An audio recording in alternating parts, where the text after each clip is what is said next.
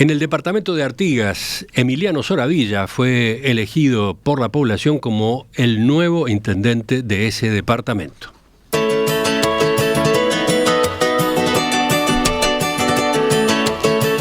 Cercano a la exdiputada Valentina Dos Santos y perteneciente al sector del exintendente Pablo Caram, este nombre del oficialismo se impuso con comodidad. ¿Cuánto obtuvo el Partido Nacional en Artigas? 49,8%. ¿Cuánto tuvo el Frente Amplio, que se ilusionó en algún momento con pelear por ese gobierno departamental? 29%. Aparte, Cabildo Abierto obtuvo 9,5% y el Partido Colorado 6,4%. Voto en blanco 2,7%, voto anulado 2,6%. Emiliano Soravilla, ¿nos escucha bien? Buen día. Buenos días, muy buenos días a todos. Primero, así, una pregunta en general a propósito de su evaluación. Bueno, nosotros estamos muy contentos, realmente las cifras que ustedes han mencionado y que ahora yo estaba viendo, realmente son abrumadoras. Creo que la gente de Artigas supo reconocer dos gestiones que se han venido llevando adelante por esta agrupación y bueno, los resultados están a la vista. Dentro del Partido Nacional, ahora sí tengo los números, su candidatura tuvo 36%, Mateo Ayala 11%, María Bianchi 1,7% y después también hubo votos al lema Partido Nacional 0,7%. Pero sobre todo a lo que iba es a que la diferencia con Ayala fue significativa, ¿no? Fue de 3-1, digamos. Sí, así es. En la elección anterior y en la interna también fue similar el porcentaje. Evidentemente la agrupación Artigas Adelante hoy representa al Partido Nacional y creo que la gente viene sosteniendo ese apoyo desde ya por lo menos 2 mandatos y en las últimas elecciones se reflejan en esos porcentajes. Artigas era un departamento que se miraba especialmente en esta jornada electoral, ¿no, Romina? Sí, quería preguntarle por eso, Soravilla, concretamente. A ver, para ustedes está claro que fue una campaña atípica, fue una campaña especial, luego de lo que fue el caso de las horas extras, ¿no? Que implicó la renuncia del intendente Pablo Caram y también la imposibilidad de Valentina Dos Santos de ser candidata a la intendencia, desafío que termina asumiendo usted. Pero claro, a nivel nacional cuando se hace la lectura es, bueno, ¿cómo se dan estos buenos resultados para usted, este buen desempeño para la agrupación Artigas Adelante, teniendo este caso ahí en el tapete? ¿Qué explicación? Un caso en el que hubo fallos judiciales, ¿no? Hubo condenas por delitos de lo que podríamos llamar corrupción. ¿Qué dice usted, Soravilla? Bueno, yo creo que el tema es que la elección departamental se elige una gestión, se eligen las personas, se eligen los resultados que se han obtenido y yo creo que la gente de Artigas lo que votó ayer fue una gestión o 2 gestiones de Pablo Caram con el equipo que hoy le ofrecemos a la gente, porque somos los mismos, y una gestión que realmente logró transformar el departamento de Artigas. Si uno compara cómo estaba Artigas a nivel de infraestructura en el año 2015. Acá hubo mejoras sustanciales en calles, en basura, en alumbrado, en mejorar la calidad de vida de la gente, que eso se nota, se percibe, es innegable esa realidad. Nosotros obviamente teníamos alguna duda de cómo podía impactar todo lo que ocurrió, pero a nivel de la ciudadanía, de lo que nosotros pudimos recorrer durante la campaña, realmente encontramos un apoyo similar al que se venía teniendo, aun cuando la candidata natural, que era Valentina, no estaba como candidata. Acompañó toda la candidatura. Sí, está claro, jugó un papel muy importante, ¿no? En la campaña, de todas formas, ¿no? No como candidata, pero sí como lo ha mencionado usted, como futura secretaria general, pero también en el propio desempeño de la campaña, ¿no? Sin dudas, además lo anunciamos al principio, que iba a estar en el equipo de gobierno. Yo lo dije, lo quise decir al empezar la campaña para que quedara claro. Participó activamente, Pablo Caram también, un poco más retraído, pero también estuvo, y creo que la gente en Artigas lo que evaluó y lo que votó fue la gestión y los resultados de esa gestión. Obviamente que hubieron circunstancias, como las que ustedes mencionaron, que podían haber tenido otro impacto. ¿Y por qué no lo tuvieron? ¿Cómo defiende usted lo que se hizo, en ese caso concreto de las horas extra? ¿Por qué no sería importante algo así? No digo que no sea importante, digo que la gente valoró otra cosa. Y además también hay que reconocer, lo de las horas extras fueron casos puntuales que terminaron en la órbita judicial y se resolvieron judicialmente con las condenas judiciales y políticas, porque Valentina tenía que haber sido la candidata y no pudo serlo, y Pablo Caran aún está cumpliendo una condena y tampoco pudo ser candidato a diputado como pretendía. Creo que el castigo estuvo, a nivel político lo tuvieron ellos, y la gente valoró otra cosa, la gente valoró y votó que acá las cosas se hicieron en materia de infraestructura, en materia de desarrollo social, se lograron cosas y eso es lo que pesó. Evidentemente, lo otro pudo haber tenido alguna connotación, porque si miramos la votación de Pablo en la última elección, sacó 30.000 votos y nosotros ahora sacamos menos, o sea que evidentemente hubo una baja en la votación, pero los resultados en proporción son muy similares. O sea que creo que la gente acá lo que votó fue una buena gestión a nivel de trabajo, de infraestructura, de generar mejores condiciones para los artiguenses, y es lo que nosotros vamos a hacer en este mandato, y es lo que recorrimos todo el departamento en la campaña diciendo eso, si vamos a seguir trabajando en este camino. Pero entonces, creo que la gente valoró eso. Usted reconocía que hubo un problema, que el caso de las horas extras no fue un invento, digamos. Entonces, No. Mi consulta es qué autocrítica hacen ustedes, teniendo en cuenta que van a continuar esa línea de gobierno, con respecto a lo que pasó en esa materia, qué lecciones sacaron, qué cambios prometen en ese sentido. Bueno, nosotros cuando empezó el problema de las horas extras, ya empezamos a tomar medidas de control en la Intendencia que antes no estaban, se empezaron a sistematizar procedimientos de control y documentar y protocolizar procedimientos que antes no se cumplían. Obviamente que se aprende de ese tipo de experiencias. Mi idea como intendente es llevar adelante una gestión que haga lo que debe hacerse, tener más atención en ese tipo de situaciones que se puedan generar, prevenirlas y en el caso de que ocurran, tomar las medidas corresponden en los tiempos que corresponden. Obviamente, la línea de trabajo que va a continuar es la de seguir trabajando con la prioridad de la infraestructura. No quiero decir que vamos a seguir haciendo cosas que no se deben hacer, eso es evidente. Obviamente que hubo algún tipo de impacto electoral pudo haber respecto de eso, y esas cosas obviamente se mejoran.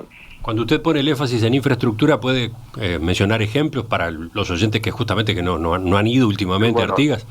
Nosotros en los 2 mandatos se hizo la mayor cantidad de calles en el departamento que se había hecho en la historia, la mayor cantidad de metros de cordón cuneta, que la mayoría del departamento tenía una deficiencia en ese sentido. Incorporamos carpeta asfáltica, una tecnología más eficiente para las calles, hormigón en los accesos a la ciudad de Artigas, se bituminizaron caminos rurales, la camionería rural, se incrementaron los equipos para poder atenderla mejor, el sistema de recolección de basura en Artigas era con gente colgada en un camión y ahora tenemos sistemas de contenedores con camiones levantacontenedores que cubren prácticamente todo el departamento. El alumbrado era el alumbrado antiguo, el sodio, se cambió a alumbrado LED y ahora se van a incrementar el número de lámparas. Se mejoró en la infraestructura que uno ve en los servicios. Se hizo una obra que era históricamente demandada por la gente en Artigas, que era la Rambla Kennedy, que es una zona inundable. Se hizo esa obra, que fue muy costosa. Se hizo todos los pluviales para que deje de ser inundable, a pesar de que la Rambla sigue siendo que no llegue a la casa de los vecinos. Se hizo saneamiento en esa zona, los vecinos no tenían condiciones de conectarse a ese saneamiento y la Intendencia se los hizo gratis, y así una serie de mejoras en infraestructura que realmente uno, si ve lo que era Artigas en el 2015 y viene ahora, lo percibe. Se hicieron barrios enteros con la calle, el cordón, los badenes, el alumbrado, los contenedores, y sí, se hizo reformas integrales en muchos barrios de Artigas y en el interior del departamento. Un oyente nos anota, las calles de Bella Unión siguen esperando. Sí, es verdad, pero nosotros en Bella Unión tuvimos alguna dificultad de coordinación con el gobierno local. Si tú comparás el trabajo que se hizo en Brum y en Gomensoro con una coordinación mejor en cuanto a los alcaldes, realmente se ve la diferencia. Bella Unión tiene una deficiencia de infraestructura muy grande, que es donde nosotros ahora pretendemos priorizar. Lo dijimos en la campaña, Artigas ya no necesita, una de nuestras propuestas, por ejemplo, es bituminizar el 100% de las calles de Artigas, del departamento. En la ciudad de Artigas ya no nos quedan muchas, ya prácticamente están todas con bitumen. el mayor porcentaje lo tenemos en Bella Unión, y ahí es donde vamos a atacar. Realmente con el último alcalde, con Creseri, tuvimos dificultades en los últimos tiempos que no pudimos coordinar las tareas, pero bueno, ahora las 3 alcaldías pasan a ser nuevamente de Artigas Adelante, de nuestra agrupación, y pretendemos poder generar mejores condiciones de coordinación para hacer las tareas en Bella Unión, pero es un debe que nosotros lo prometimos en la campaña. ¿Cuánto pesa la Intendencia como empleador en el departamento de Artigas? Y bueno, es uno de los principales empleadores. La Intendencia hoy debe estar con unos 1.500 y algo de funcionarios, no sé exactamente el número. Es realmente una cifra importante para lo que es la ciudad. Sin embargo, hoy creo que la industria minera de Artigas está generando muchísima mano de obra, que quizás no es fija, es más eventual según cómo van los mercados, pero sí, la Intendencia es uno de los principales empleadores si uno compara en cantidad de gente, ¿no? Soravilla, usted mencionaba que van a tomar recaudos con el tema, ¿no?, de las horas extras, por ejemplo. Pero ¿qué va a pasar con otros aspectos que quedaron cuestionados en su momento cuando el tema salió a la luz de lo que era la gestión pasada? Mi pregunta es si van a continuar, por ejemplo, con programas como el Vale Emprender, aquel polémico programa que le regalaba electrodomésticos, por ejemplo, a ciudadanos, ¿verdad? Porque eso puso en cuestionamiento, entre otras cosas, esa visión más clientelar de lo que puede ser la gestión de la Intendencia. Bueno, el programa Vale Emprender en realidad es un programa de emprendedurismo productivo que está formando parte de lo que es el FDI de la Intendencia a nivel productivo. Tú sabes que la UPP financia a través del FDI obras de infraestructura y gestiones productivas, y es en ese sentido usamos el fondo que teníamos previsto del FDI para la gestión productiva en un emprendimiento, en un apoyo a emprendedores que apoyó a más de 700 familias de la ciudad y del departamento, y que se le dio a la salida del COVID, porque eso fue implementado a la salida del COVID, como una especie de emergencia para poder asistir a emprendedores para que puedan encaminar sus emprendimientos. FDI, fueron más de 700, Fondo de Desarrollo del Interior, ¿no? Exacto, fueron más de 600 y pico de familias, con un promedio de una contribución en dinero, si uno compara el valor, a 30.000 pesos por familia.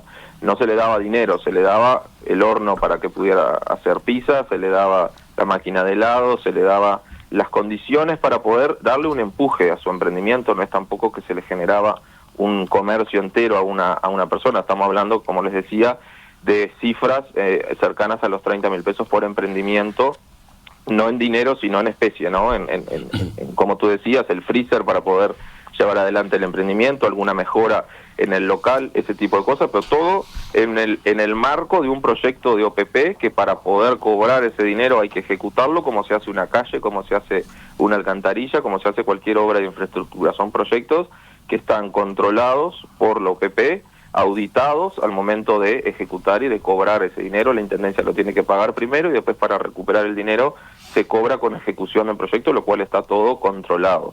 ¿Y van a seguir ahora en la próxima administración? Hay una administración? auditoría del Tribunal de Cuentas que auditó ese proyecto.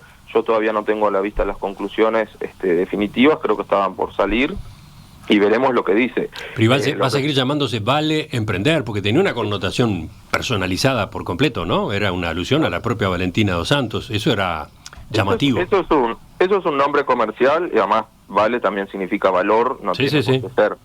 Así que son nombres comerciales, el proyecto se llama de otra manera. Lo que pasa es que, obviamente, como todos proyectos en las intendencias, también se usan nombres que son más, que uno los puede incorporar mejor, pero lo importante es la sustancia del proyecto, el propósito que tiene, que en Artigas realmente, a la salida del COVID, en un departamento que tiene de los mayores índices de desempleo y de informalidad, fue realmente algo que ayudó mucho a la gente. Ya les hablo, 700 familias en todo el departamento, se dio en 2 ediciones, digamos, se hizo uno primero y se siguió haciendo después.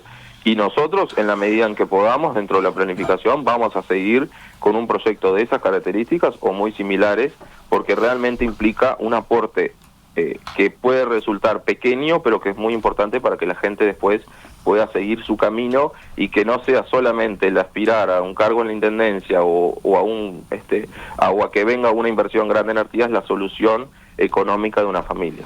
Para terminar, ¿quién va a ser el intendente en Artigas? ¿Va a ser usted o va a ser Valentina Dos Santos? Usted ya anunció, Valentina Dos Santos va a ser la secretaria general, pero es claro que ella tiene una incidencia importante en esa intendencia desde antes, ¿no? Cuando Pablo Caram era intendente, ella como diputada terminaba teniendo hasta una especie de despacho. Fue tema de la controversia judicial, ¿no? El tipo de funciones que terminaba ejerciendo sin tener un cargo en la intendencia de Artigas. Pues por ese motivo la condena, pero enfático, yo voy a ser el intendente, la gente votó un intendente, obviamente que en determinadas circunstancias, en un contexto en el que Valentina tiene un poder político que yo no puedo desconocer. Ahora, la intendencia es ejercida por el intendente y la responsabilidad jurídica, administrativa y política es del intendente. El sistema es así, el único cargo electivo en la intendencia es el intendente y sus suplentes y de los alcaldes, y por lo tanto una cosa es lo político y otra cosa es la responsabilidad de gobierno. Yo voy a ejercer la intendencia como debe ejercerse, la responsabilidad va a ser mía, y Valentina va a formar parte del equipo desde el rol que le corresponda, junto con otras personas que van a integrar el equipo dentro de ese rol, pero bajo mi dirección y bajo mi responsabilidad. Emiliano Soravilla, intendente electo del departamento de Artigas, le agradecemos su atención a nuestra llamada. Muchas gracias a ustedes y a las órdenes siempre. Antonio Cardarello, Martín Freijedo, integrantes de la mesa de análisis político y acá en Perspectiva, ¿qué dicen después de escuchar la entrevista con Soravilla?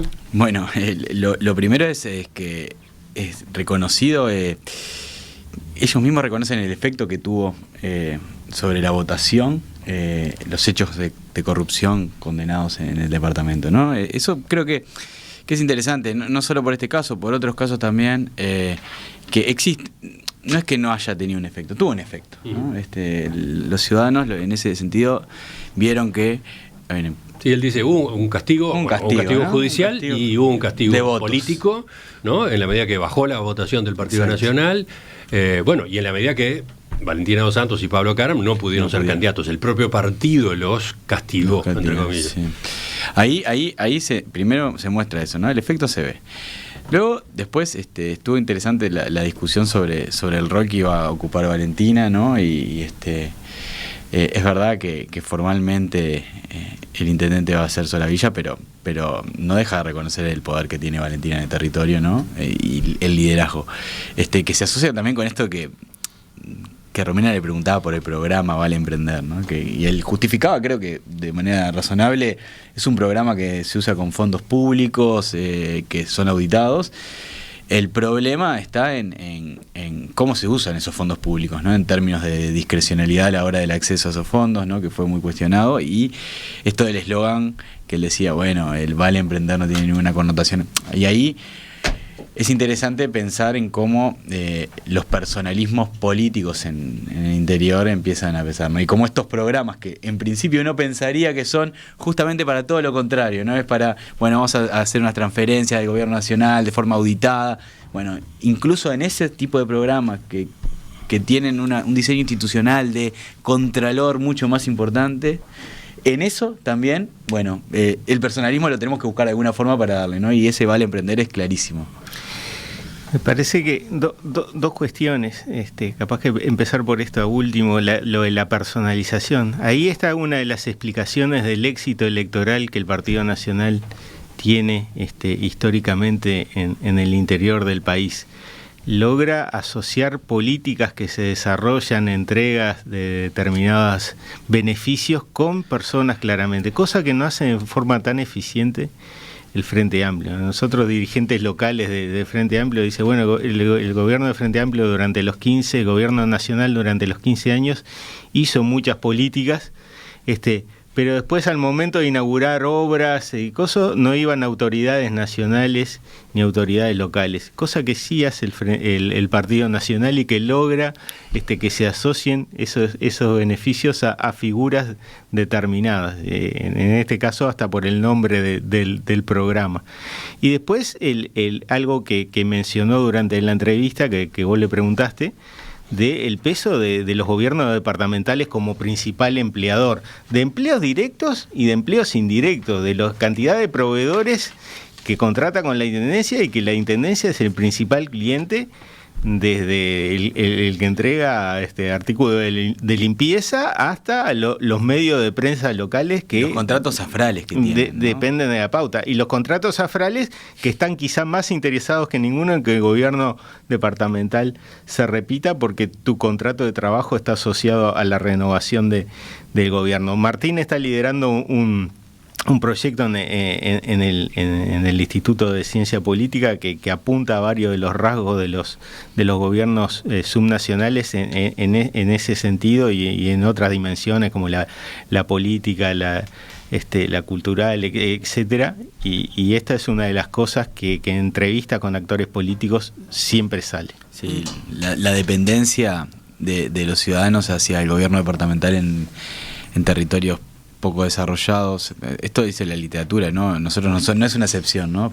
Pero poco desarrollados, que tienen una población baja, en esos casos los gobiernos departamentales es el principal empleador, lo decía él, ¿no? Y bueno, tiene un impacto muy fuerte a la hora de construcción política. Si no tienen reglas para hacer esto de manera poco discrecional, bueno, vamos a ver qué pasa con el proyecto de ley ahora. El proyecto de ley, exacto. Sí, veía unos mensajes que llegaban en ese sentido, ¿no? Porque siempre que se habla de este tema y Artigas en particular, y cuando se da un resultado como ¿no? Que confirma la victoria pese a todo lo que el tema se debatió y se discutió y lo que se condenó, Pablo, por ejemplo, desde la audiencia dice: resumen de la nota, no se puede entender el interior con cabeza de Montevideo. Y hay quien plantea: siguen los periodistas montevideanos sin entender la realidad de los gobiernos del interior, quedan en relatos teóricos de oficina, por eso la gente les demuestra lo contrario, dice Gustavo, ¿no? Y ahí hay una explicación en lo que vos decís, Martín, también, ¿no? De lo que está estudiado al respecto. Sí, ahí yo creo que es verdad esto de que se ha instalado, ¿no? Eso sí lo ha dicho durante mucho de su caso, ¿no? De ustedes piensan que nosotros nos manejamos como un boliche y no es así. Y es verdad que tenemos una mirada en ese sentido muy montevideana de gestionar las políticas públicas. Creo que desde la academia tenemos un debe también para entender cómo suceden estas cosas. Creo que tenemos poca acumulación. Estamos, por ejemplo, este proyecto que Antonio mencionaba busca un poco entender un poco más esa construcción política de los territorios que tienen sus características particulares y que ni siquiera es uno solo, ¿no? Porque Artigas es muy diferente a Cerro Largo, aunque parezca que son similares, son muy diferentes, o a Salto y están pegados, ¿no? Entonces, creo que sí, tanto desde el periodismo como del sistema político como desde la academia nos debemos como todavía conocer más cómo es ese funcionamiento.